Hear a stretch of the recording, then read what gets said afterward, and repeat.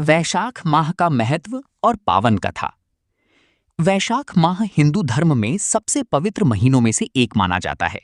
शास्त्रों के अनुसार इस महीने में स्नान, दान और भगवान शिव को जल अर्पित करना अत्यंत पुण्यदायक माना गया है। कहा जाता है कि वैशाख मास में सूर्य की तेज किरणें और जल का संगम आत्मा को शुद्ध कर देता है। प्राचीन समय की बात है। एक गांव में माधव नाम का एक साधारण किसान रहता था। वो बहुत गरीब था, लेकिन उसका मन बहुत पवित्र और श्रद्धा से भरा हुआ था। उसे किसी ने बताया कि वैशाख माह में भगवान शिव की पूजा करने से जीवन के सारे दुख दूर हो जाते हैं।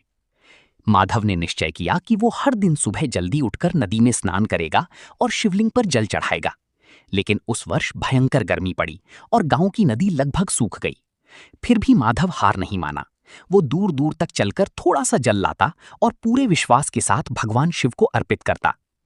एक दिन अत्यधिक गर्मी और थकान के कारण माधव रास्ते में ही गिर पड़ा। तभी एक वृद्ध साधु वहां प्रकट हुए और उसे पानी पिलाकर संभाला। साधु ने कहा, तुम्हारी सच्ची भक्ति से मैं बहुत प्रसन्न हूं। वैशाख माह में किया गया छोटा सा भी पुण्य कार्य अनेक गुना फल देता है। ये कहकर वो साधु अचानक गायब हो गए। माधव समझ गया कि वे स्वयं भगवान शिव थे। उसी क्षण आकाश में बादल छा गए और वर्षा शुरू हो गई। सूखी नदी फिर से भर गई और गांव में खुशहाली लौट आई। इस घटना के बाद पूरे गांव ने वैशाख माह का महत्व समझा। सभी लोग इस महीने में स्नान, दान और भगवान शिव की पूजा करने लगे। सीख: वैशाख माह हमें सिखाता है कि सच्ची श्रद्धा और निस्वार्थ भक्ति से भगवान अवश्य प्रसन्न होते हैं। इस पवित्र महीने में किए गए अच्छे कर्म जीवन को सुख, शांति और समृद्धि से भर देते हैं।